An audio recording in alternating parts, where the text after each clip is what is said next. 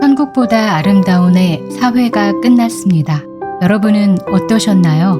소미의 정체부터 시작해서 이 드라마에 적지 않은 혼돈이 있었던 게 사실인데요. 오늘은 5화 예고편 분석을 포함하여 작가와 연출자가 이 드라마를 어떻게 설계했으며 그 설계 의도와 맞물려진 핵심과 관전 포인트를 분석해 보겠습니다. 그러면 자연스레 소미의 정체도 선명하게 풀리니까요. 지금 바로 시작합니다.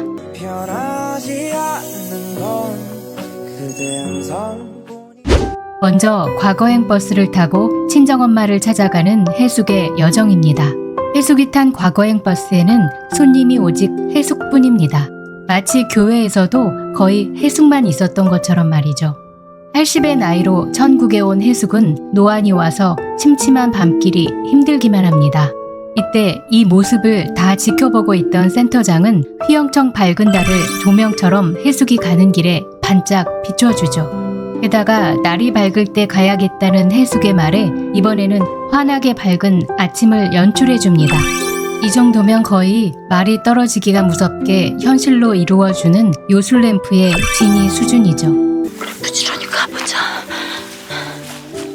이것은 단순히 노년의 해숙에게 편한 꽃길을 제공하는 츤데레 센터장의 서비스 정도가 아닙니다. 즉 해숙이 지체 말고 어서 친정엄마를 찾아가 깨달아야 하는 분명한 목적이 있고 센터장은 그 서사를 적극적으로 만들고 있는 연출자인 셈입니다. 좀 더 쉽게 이해하기 위해 1998년 개봉된 짐 캐리 주연의 트루먼 쇼라는 영화를 예로 들어보겠습니다. 트루먼 쇼에서 짐 캐리는 모든 것이 짜여진 세트장, 그 인생 무대 속에서 살아가죠. 자신의 인생이 도찰되고 있다는 사실을 자신만 모른 채 부모, 자식, 주변인들 모두가 연기자였고 모든 상황이 연출된 것이었습니다. 그래서 트루먼인 짐 캐리에게만 비가 내리고 갑자기 하늘에서 조명이 떨어지기도 하죠. Cue the sun. While the world he inhabits is counterfeit. 물론 트루먼 쇼에서는 이 의도된 연출이 당연히 부정적으로 그려져서 결국 트루먼이 탈출하게 되지만 드라마 천국보다 아름다운에서는 철저히 긍정적으로 꾸며진 연출이라는 점이 차이점입니다. 즉 연출자가 선한 존재인지 악한 존재인지에 따라 감시자에 의해 꼭두각시 노릇을 할 수도 있고 내가 경험해야 할 인생 숙제를 할 수도 있는 겁니다.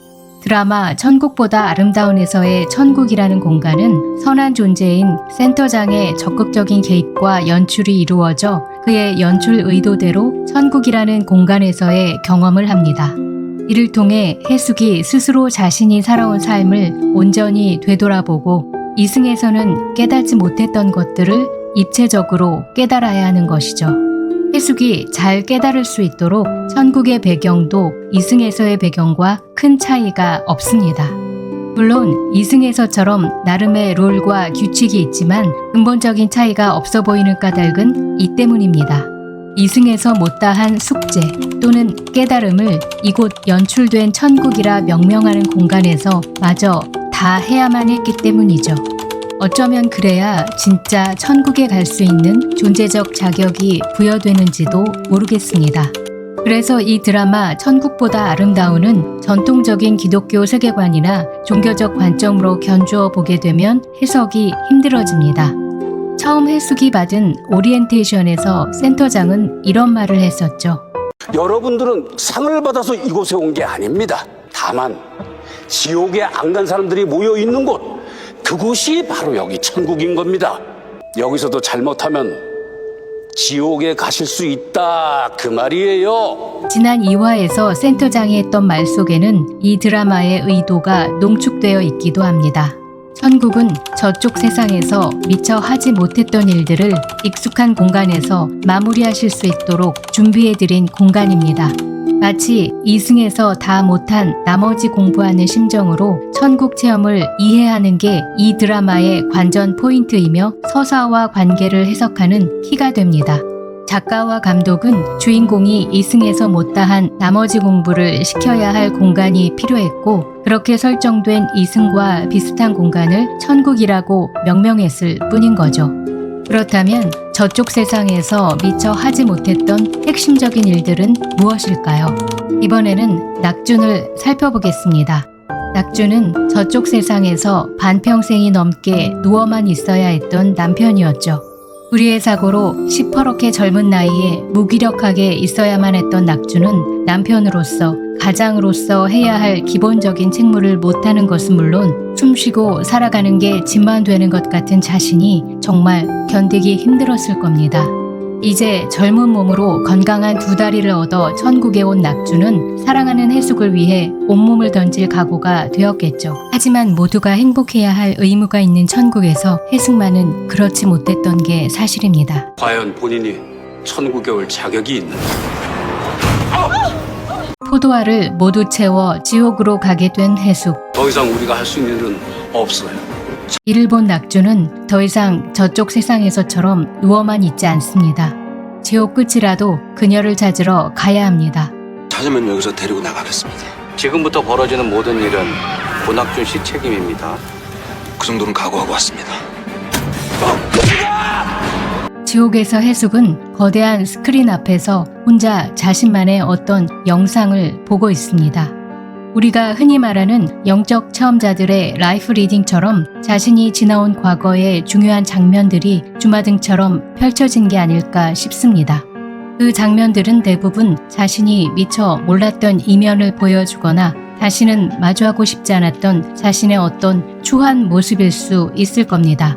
그런 모습을 마치 영화관의 스크린 보듯이 객관화하여 적나라하게 봐야 하는 것 자체가 고통이자 지옥이겠죠. 무엇보다 자신이 그토록 사랑했던 남편 낙준이 자신을 대신하여 지옥에서 고통받는 모습까지 보는 건 죽기보다 싫었을 겁니다. 사회에서 지옥 이탈자를 설득하는 과정에서 센터장은 이런 말을 했었죠. 지옥은 저울과 같은 곳입니다. 죄값만큼 벌을 받으면 됩니다. 즉 해숙이 지옥에서 받아야 할 죄값의 벌을 낙준이 대신 받으며 해숙이 느껴야 할 죄책감의 감옥은 더 깊고 무거워질 것 같습니다. 그러니까 지옥도 천국과 마찬가지로 주인공이 이승에서 못다한 나머지 공부를 더 극적으로 해야 할 공간이 확장되었을 뿐으로 이해하면 됩니다. 이렇게 설정된 지옥에서 낙준은 어떠한 희생을 치르더라도 해숙을 그 감옥에서 구해내겠다는 사랑 하나로 나아갈 것 같습니다.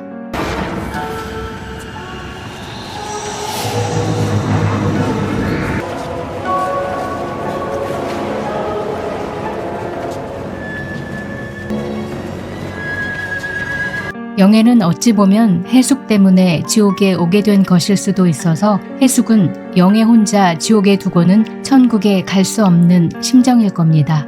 결국 세 사람은 서로 연결된 뜨거운 사랑으로 지옥에서 무사히 천국으로 오겠지만 그 희생에 대한 대가, 즉 어떤 데미지나 흔적은 않게 될 것으로 보입니다. 이렇게 인연이라는 것은 큰 희생을 치러야 할 정도로 우리 삶에서 중요하고 치명적이기까지 합니다. 김석윤 감독은 제작 발표회에서 이렇게 말했죠. 사람과 사람 사이의 인연, 선연이든 악연이든 어떻게든 풀어내야 한다는 걸 전하고 싶었다고요. 그 풀어내야 할 인연의 끝판왕, 즉 악연에 가깝다고 여겨질 수 있는 인연이 바로 소미일 것으로 보입니다. 결론부터 말하자면 소미는 낙준이 사고를 당해 하반신 마비가 되게 하는 원인 제공자로 보여집니다. 그러나 이승에서 소미는 완전히 사망 판정을 받은 것이 아닌 식물인간에 가까운 코마 상태일 것으로 보입니다. 만약 완전히 사망한 상태라면 낙준과 해숙처럼 저승사자인 조우진의 가이드하에 자동 시스템으로 천국 전철에 탔겠지만 소미는 그런 상태가 아닌 거죠.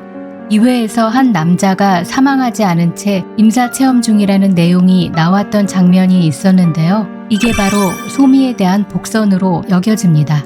즉 임사체험은 천국에 머물 수 있는 시간이 정해져 있고 견학을 마치고 기억을 지워야만 이승으로 돌아갈 수 있는데 소미가 그와 같은 경험을 천국에서 하고 있는 것이죠. 3화의 마지막 장면에서 소미가 울타리 한켠에 피어난 꽃을 지그시 바라보는 장면이 있는데요.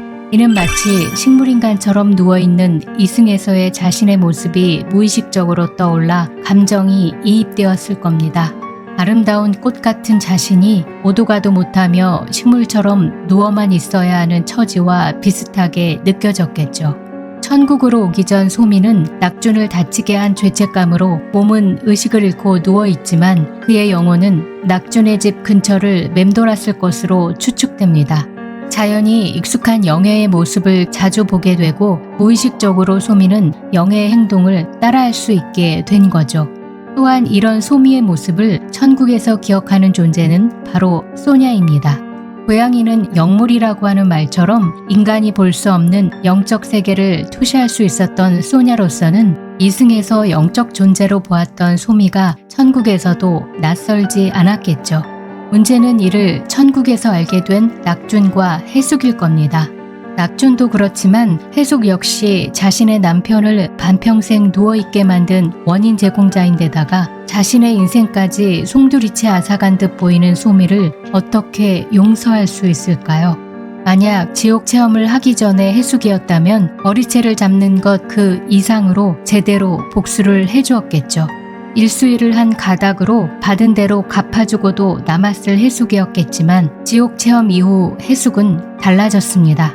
해숙은 이제 용서라는 화두 앞에 자신의 견고한 자아가 내려놓아지는 경험을 할 것으로 보입니다. 소미를 용서하지 못하며 사는 것 자체가 지옥이라는 것을 그녀는 이제 마음 깊이 체득했을 테니까요. 저는 소미의 정체를 알게 된 해숙이 그녀를 용서하는 과정이 센터장이 연출한 천국 체험의 클라이막스가 될 것 같은데요. 여러분은 어떻게 생각하시나요? 자유롭게 댓글 남겨주시고 저는 다음 영상으로 찾아오겠습니다. 빠르게 영상을 보고 싶으시다면 구독, 좋아요, 알람 설정 부탁드립니다. 지금까지 샌랩이었습니다.